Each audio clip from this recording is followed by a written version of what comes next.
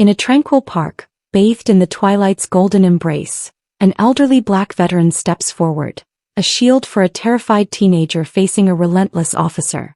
But his brave intervention is met with savage force, a baton strike, leaving him broken and unconscious on the unforgiving ground.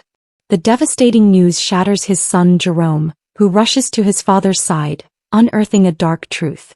The officer, engulfed in the immediate aftermath, is too late to comprehend the gravity of his grievous error. The late afternoon sun warmed Greenville, Alabama, with a gentle golden radiance as Nathan Carter exited Millie's diner, the bell above the door chiming softly. The streets were hushed, save for the faint purr of passing vehicles and the distant laughter of children playing in a nearby park. At 65, Nathan's steps were more measured, yet his erect posture and unwavering gait still echoed the soldier he had once been. Nathan was a man who effortlessly commanded respect. Decades prior, he had served with distinction in Iraq, decorated for his valor and leadership. Yet in Greenville he was known not as a war hero, but as a mentor, a captivating storyteller, and the gentle soul who mended children's bicycles. Today he carried a canvas bag brimming with fresh produce, its weight insignificant compared to the memories of conflict and life he bore. As he traversed the park, Nathan's gaze sharpened on a scene that instantly put him on edge. Near a weathered bench, a towering white police officer, Roy Daniels, loomed over a young black teenager. The boy, barely 17, was pressed against the bench, his shoulders rigid, his hands defensively raised. Nathan's stomach tightened. He had witnessed such moments too often before. Roy Daniels was a familiar figure in town. At 45, he had served with the Greenville Police Department for over 15 years, carving out a reputation. Some labeled him old school, but Nathan knew better. Roy was a badge-wielding bully, preying on the defenseless, expertly navigating the fine line between intimidation and the law. Nathan quickened his pace. "Hey!"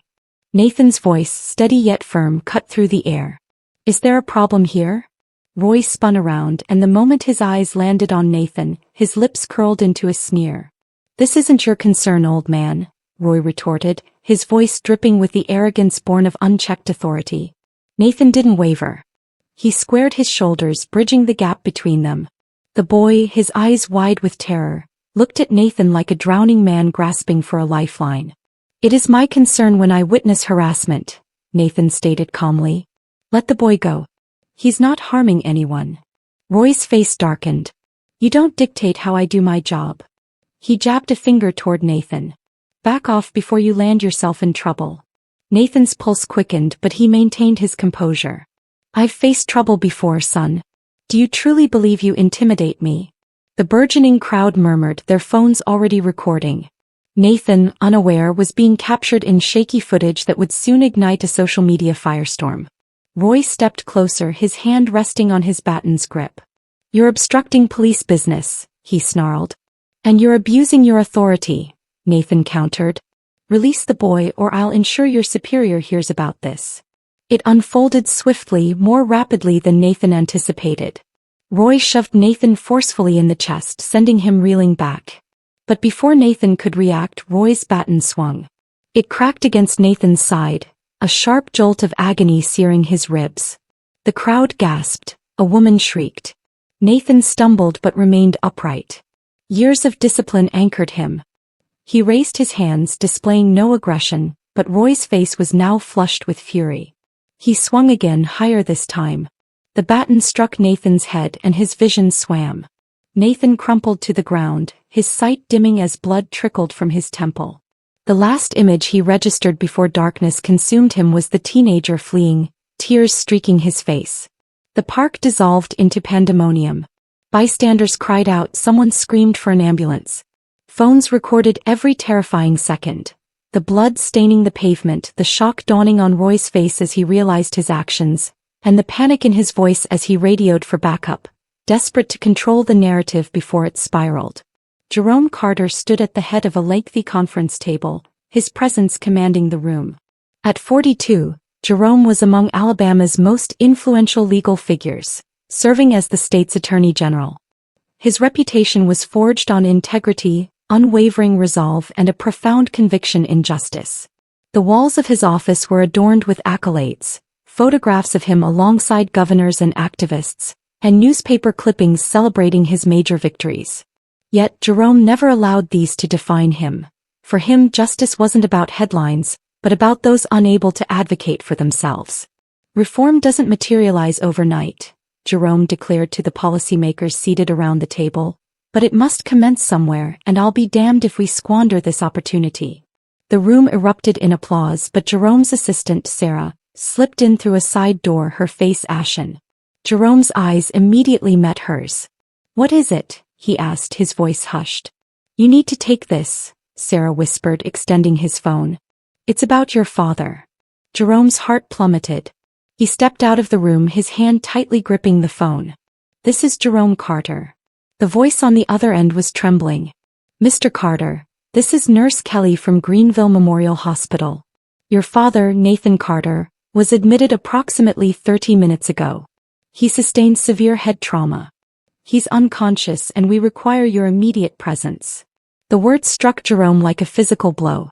He braced himself against the wall, his mind racing. "I'll be there," he stated, his voice strained but resolute. He ended the call and turned to Sarah, his face unreadable. "Clear my schedule. Prepare the car. I need to depart now." Within minutes, Jerome was in the back seat of his black SUV, his mind a tempest of questions and fury. How could this have transpired? His father, his hero, lay in a hospital bed and he was utterly clueless as to why. He didn't know what awaited him in Greenville. But one thing was crystal clear. Someone would be held accountable. The faint hum of fluorescent lights resonated in Jerome Carter's ears as he strode down the narrow hospital corridor. The scent of disinfectant hung in the air, but Jerome barely registered it.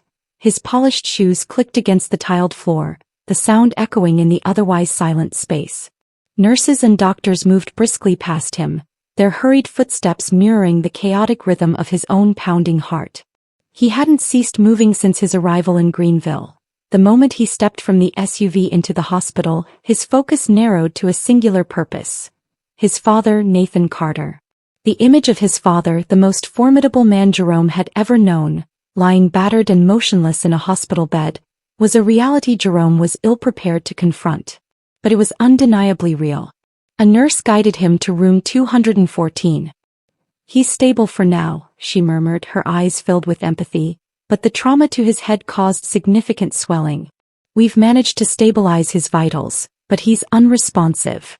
Jerome nodded stiffly, words felt meaningless.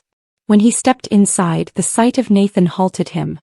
His father lay pale against the white sheets, an oxygen mask covering his nose and mouth, gauze wrapped around his head, faintly stained red despite the nurse's diligent efforts to cleanse the wound. 4 tubes snaked from his arms, delivering fluids and medications into his veins. Jerome swallowed hard, forcing himself closer. "Dad," he pulled up a chair, his hands trembling as he reached to grip Nathan's calloused fingers. They felt cold, too cold. "You're going to overcome this," Jerome whispered, his voice steady despite the internal storm. "Do you hear me? You're going to overcome this." But there was no response, no flicker of movement, no reassuring squeeze of his hand. Rage simmered beneath Jerome's composure, but he suppressed it. Now was not the time. Now was the time for answers. Jerome exited the hospital an hour later, his jaw tight, his mind already formulating strategies. He called his chief investigator, Amelia Grant, as he stepped into the SUV. "Amelia, I need everything on Roy Daniels," he instructed, his voice sharp. "Personnel files, complaints, anything and everything you can unearth. I want it on my desk within the hour." "Already on it, Jerome," Amelia replied. "I need to inform you this isn't the first instance his name has surfaced. Daniels exhibits a pattern. Excessive force complaints, racial profiling, but none ever stuck. The local department invariably swept it under the rug." Jerome's grip on the phone tightened. "Well, it's going to stick this time," he uttered through clenched teeth. "And I want Martin Hayes's, the police chief's, activity records too. If he's been shielding Daniels, we're bringing them both down." "Yes, sir." Jerome ended the call and turned to his driver. "Take me to City Hall." Jerome didn't bother announcing his arrival. The main doors of the Greenville Police Department slammed open as he strode inside. Officers turned to stare, and a ripple of recognition spread through the room. "Attorney General Carter," An officer stammered. "What brings you? Where's Chief Hayes?" Jerome interjected. The officer hesitated. In his office, sir." Jerome marched past him, his footsteps heavy with intent. When he reached Hayes's office, he didn't knock. He pushed the door open, finding the chief seated behind his desk with a stack of papers and an untouched cup of coffee. "Carter," Hayes said, his voice wary. "I wasn't expecting, save it." Jerome's tone was cold and commanding. "You know why I'm here." Hayes leaned back in his chair, attempting to appear unruffled, but Jerome caught the flicker of unease in his eyes. "What happened to my father?" Jerome demanded. Hayes hesitated. "It's an ongoing investigation and—" Jerome slammed his hand down on the desk, making Hayes flinch. "Don't feed me that bureaucratic nonsense. Roy Daniels put my father in a hospital bed and I want to know why he's still walking free." The chief straightened, attempting to regain his composure. "There's protocol, Carter. Daniels claims your father interfered with a lawful arrest. He said your father got physical first." Jerome laughed bitterly. "Physical? My father is 65 years old. Daniels is twice his size and carrying a baton, and you expect me to believe Nathan threw the first punch?" Hayes offered no reply. Jerome leaned in closer. "This ends now, Hayes. I'm initiating an independent investigation into this department, and if I uncover even a shred of evidence that you've been protecting Daniels or anyone else, I'll ensure you lose more than your badge. Do you comprehend?" Hayes's jaw tightened, but he nodded. "Good," Jerome said, turning to depart. "And inform Daniels I'm coming for him." Scene 7. Police station steps, addressing the crowd. Outside the police station, a throng had already gathered. Protesters lined the street, holding signs that read, "Justice for Nathan Carter," and "Stop Police Brutality." Chants of "No justice, no peace" filled the air. Jerome stepped outside and the crowd instantly turned toward him. Cameras and microphones were thrust into his face. "Mr. Carter, what's the latest on your father's condition? What do you intend to do about Roy Daniels? Are you declaring war on the Greenville Police Department?" Jerome raised a hand, silencing the questions. "My father, Nathan Carter, remains in critical condition following a brutal and unjustified assault by Officer Roy Daniels," Jerome stated, his voice steady but infused with restrained anger. "I will not rest until justice is served, not just for him but for every victim of police misconduct in this town." The crowd erupted into cheers, their voices echoing through the streets. "This isn't merely about one officer," Jerome continued. "This is about a system that has allowed abuse to persist unchecked for far too long. That ends now." Jerome turned away from the cameras, his eyes scanning the crowd until they landed on a young black man, one he didn't recognize. Yet he saw the fear and anger in the young man's eyes, and it reminded him why this battle mattered. He wasn't just fighting for his father, he was fighting for all of them. Jerome Carter stood at the head of the lengthy conference table in the Greenville District Attorney's office, the weight of the past 24 hours pressing down on him like an immense burden. The walls were adorned with legal texts and framed certificates, but none of it seemed important now. The air hummed with urgency as his team of investigators and legal aides sifted through stacks of files, turning pages and typing furiously on their laptops. Jerome's voice cut through the noise like a sharp blade. "I want everything prepared by tomorrow morning. I don't care if you have to work through the night. Every piece of evidence, every record, every single detail about Roy Daniels and Chief Hayes needs to be airtight before we present this in court." Amelia Grant, his chief investigator, looked up from her laptop, her keen eyes reflecting the same fierce determination burning within Jerome. "We've already unearthed a disturbing pattern," she stated, sliding a folder across the table. 10 formal complaints against Daniels over the past 7 years. Excessive force, racial profiling, and unlawful detentions. 5 of those were flagged as closed without further review.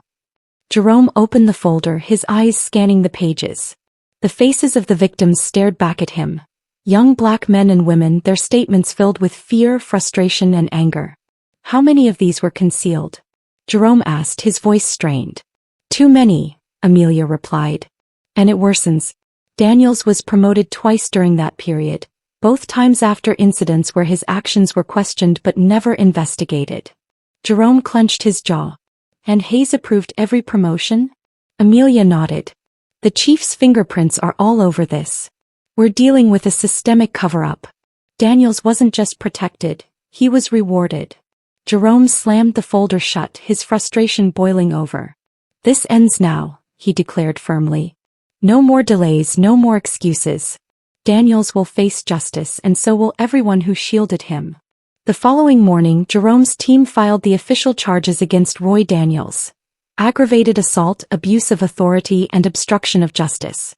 The charges sent shockwaves through the small town of Greenville. News outlets immediately picked up the story, and the town suddenly found itself at the epicenter of a national debate about police brutality and corruption. Reporters swarmed the courthouse, and the protests outside the police station swelled in size. But the backlash arrived just as swiftly. Jerome's phone buzzed with anonymous threats. Angry letters inundated his office, branding him a traitor and accusing him of attempting to dismantle the police force. Late that evening, Jerome sat alone in his office, gazing out at the city lights. The weight of the impending battle felt heavier than ever. A knock on the door broke his thoughts. Amelia stepped inside, her expression grave. "You need to see this," she said, handing him her phone. It was a video, grainy footage from a body camera that had been leaked online. It depicted the aftermath of Nathan Carter's assault. Roy Daniels stood over Nathan's unconscious body, barking orders at bystanders to keep back while paramedics worked to stabilize him. But it was what Daniels said that seized Jerome's attention. "This is what happens when you people don't know your place," Daniels sneered in the video. "Maybe this will teach him a lesson." Jerome's stomach churned as he replayed the clip. He knew it was damning evidence, proof not just of Daniels' actions but of his malicious intent. "Leak this to the press," Jerome said quietly. Amelia hesitated. "Are you certain? This will escalate the situation even further." "Good," Jerome snapped. "Let it burn." The next morning, Jerome returned to the Greenville Police Department, this time flanked by federal investigators and agents from the state attorney's office. The atmosphere inside the station was thick with tension as officers exchanged nervous glances. Hayes was waiting for him in his office, his face pale and etched with sweat. "You have considerable audacity showing up here like this," Hayes growled. "And you have a great deal of blood on your hands," Jerome shot back, his voice cold and incisive. "Daniels is finished, and if you believe you're escaping this cleanly, you are gravely mistaken." Hayes rose from his chair, but Jerome held his ground. "You shielded him. You buried complaints, lied to victims, and allowed him to terrorize this community for years. And now the truth is emerging," Jerome continued. "So you have two options. You can resign and cooperate with my investigation, or I will ensure you depart this department in handcuffs. Do you comprehend?" Hayes's eyes darted to the door as if seeking an escape. "You don't understand," he said, his voice cracking. "The department is larger than me. Daniels wasn't the sole issue. There are others. If I fall, so do they." Jerome's expression hardened. "Then let them fall." Hayes sank back into his chair, defeated. "I want your resignation on my desk by the end of the day," Jerome said, turning to leave. "And I want every file in this building open for review. No more secrets." Outside the police station, the protests swelled as news of Hayes's resignation spread. The crowd erupted into cheers, but Jerome knew the battle was far from over. Standing on the courthouse steps, he once again faced the cameras. "Today is merely the beginning," he declared. "We've exposed corruption and held individuals accountable, but now it's time to rebuild. This department will no longer operate under a culture of fear and intimidation." Reporters shouted questions, but Jerome's focus was on the crowd, the people who had stood outside the station day and night demanding justice. "This isn't solely about my father," Jerome stated, his voice rising. "This is about every person who has ever been silenced, every person who has been told they don't matter. That ends today." The crowd roared, their voices echoing across the square. Jerome stepped back, his heart pounding. He knew the fight ahead would be arduous, but as he looked out at the faces in the crowd, young and old, black and white, he felt something he hadn't in days: hope. The courtroom was packed. Reporters lined the back rows, their cameras poised to capture every gesture, every nuance of emotion. Protesters outside the courthouse chanted for justice, their voices resonating through the marble hallways. Inside, Jerome Carter sat at the prosecutor's table, his jaw set, his eyes sharp and focused. He was not merely a son seeking justice for his father. He was the Attorney General of Alabama, and today he was presenting a case that would define his career. Roy Daniels sat at the defense table, his face pale and drawn. The once arrogant officer now appeared diminished, his shoulders hunched, his eyes darting nervously around the room. Beside him, his lawyer whispered something in his ear, but Daniels barely seemed to register it. The weight of the charges against him, aggravated assault, abuse of power, and civil rights violations, hung heavy in the air. The judge, a stern-faced woman with gray hair and glasses perched low on her nose, called the court to order.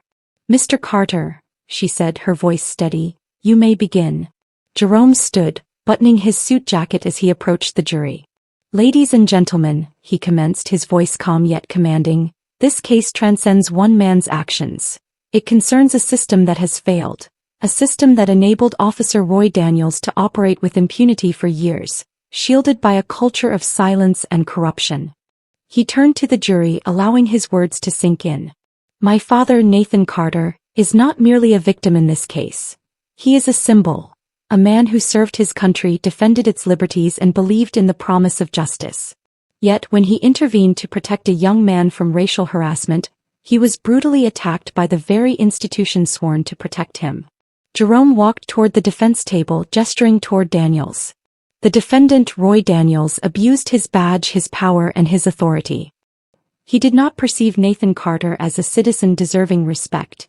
He viewed him as an impediment to be silenced. Jerome paused, turning back to the jury. "But today we possess the power to send a message, not just to Roy Daniels but to every officer who believes they are above the law, and to every department that turns a blind eye to injustice. Today we demand accountability." Over the subsequent hours, Jerome and his team meticulously presented the evidence, piece by piece. The first witness, a teenage boy named Marcus, took the stand. His voice trembled initially, but Jerome's composed questioning helped him find his voice. "I was just sitting there," Marcus recounted. "I wasn't doing anything wrong. But Officer Daniels approached and began questioning me, where I was going, what I was doing, if I had drugs. I told him no, but he wouldn't leave me alone." "And then what transpired?" Jerome asked. Marcus swallowed hard. "That's when Mr. Carter approached.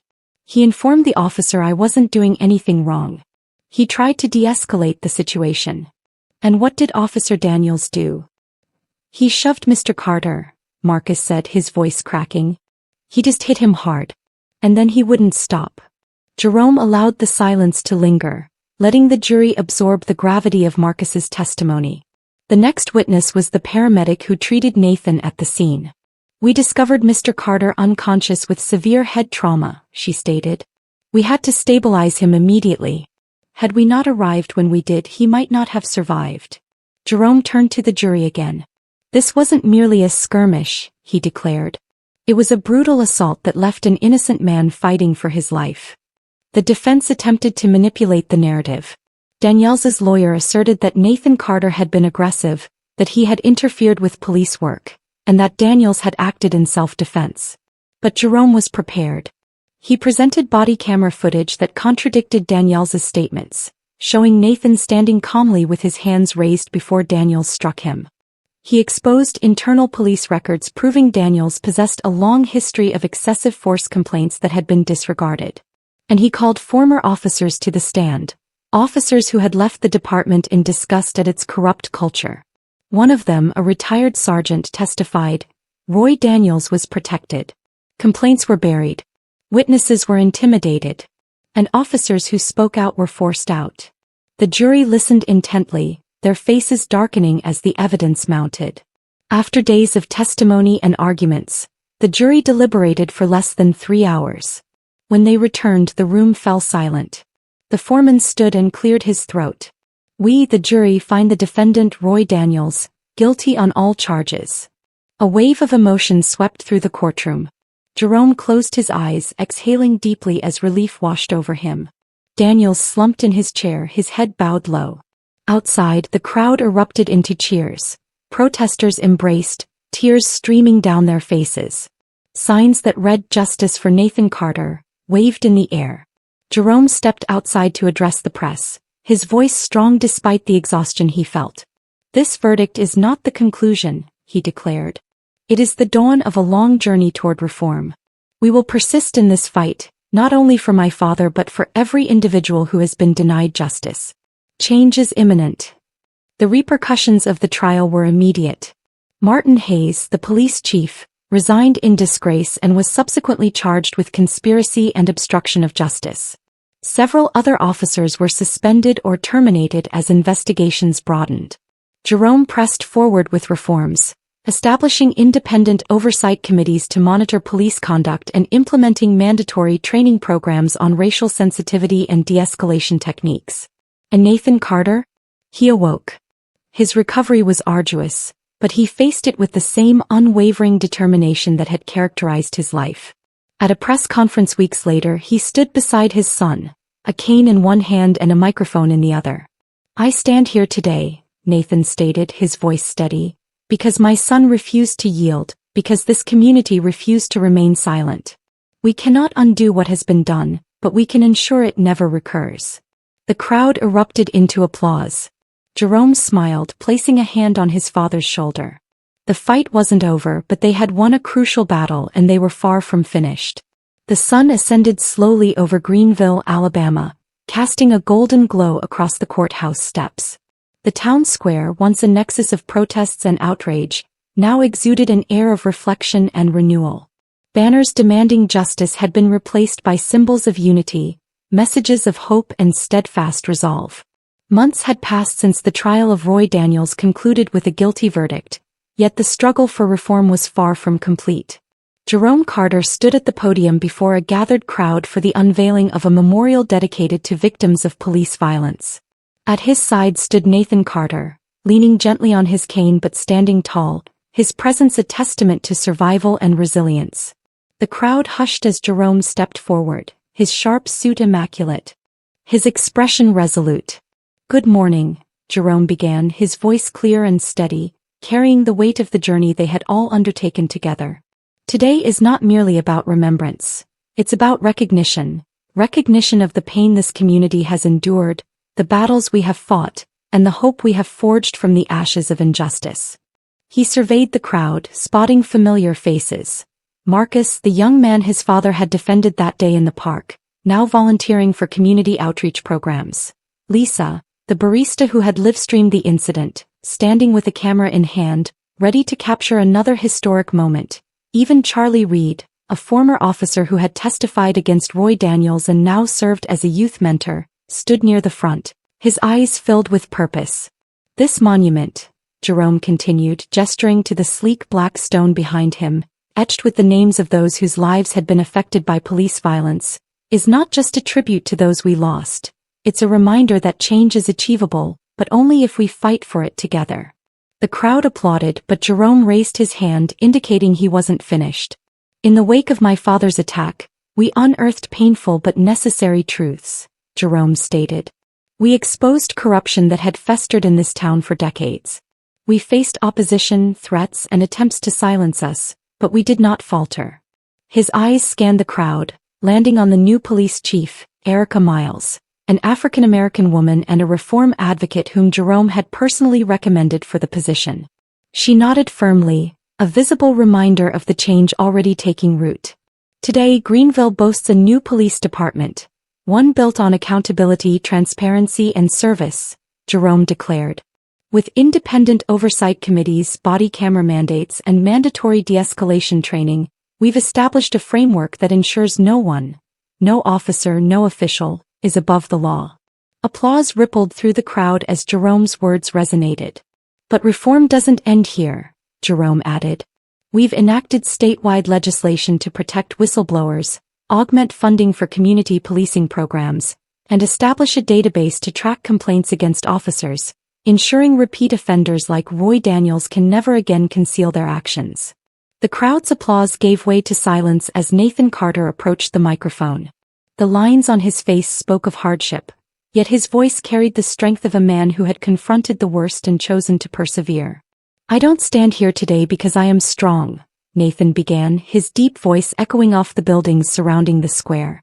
I stand here because my son and this community refuse to let injustice have the final say. He paused, glancing at Jerome with pride. I have served this country, Nathan continued, his voice steady, and I have witnessed the best and worst of what it can be. But what happened to me, what happens to too many black men in America, should never have been permitted. And yet it did. I may never forget the pain, but I also will not forget what followed. He gestured toward the crowd. I witnessed people unite, black, white, young, old, and demand justice. I witnessed my son stand in the inferno and refuse to let fear or anger shatter him. And I witnessed this town resolve that it would not allow hatred to define it. Tears welled in the eyes of many in the crowd as Nathan's words resonated. I am proud of Jerome not just because he's my son, but because he has demonstrated what courage truly looks like, Nathan continued. But this fight does not conclude with him, it belongs to all of us. We must continue to push, to hold each other accountable, and to believe that change is worth fighting for. The crowd erupted into applause, some standing as tears streamed down their faces. Jerome stepped up and embraced his father, their bond unbroken despite the hardships they had endured. As the ceremony concluded, Jerome found himself encircled by reporters, querying him about his next steps. But it wasn't the cameras that captured his attention. It was the people. A young girl tugged on his sleeve. Mr. Carter, she said softly, I want to be a lawyer like you when I grow up. Jerome knelt down, his smile warm. You can be anything you desire, he said. And when you're ready, I'll be here to assist. The girl beamed, and Jerome stood, feeling the weight of responsibility but also the hope of the next generation. Later that evening, Jerome returned to his father's house. Nathan was seated on the porch, gazing at the sunset. You achieved it, son, Nathan said softly as Jerome sat beside him. We achieved it, Jerome replied, his voice quiet but resolute. Nathan nodded, placing a hand on his son's shoulder. And we'll continue to do so, Nathan said. Because this isn't the end, it's merely the beginning. Weeks later, Jerome stood in his office at the state capitol, surrounded by boxes of proposals and reports. His fight for justice had evolved into a movement, one that was spreading beyond Greenville. Other towns and cities had begun adopting similar reforms, and Jerome had become a national voice for accountability and equity. On his desk sat a framed photograph of Nathan in uniform, smiling proudly, a reminder of why he embarked on this fight and why he would never cease. Jerome picked up his phone as a call came through. Attorney General Carter, he answered. We need you in Montgomery, the voice on the other end said. They're prepared to pass the new reform bill. Jerome smiled, grabbing his coat. I'm on my way. As he stepped out of his office, the camera panned to the courthouse steps, where new banners called for equality and justice, not as distant dreams but as promises already in motion.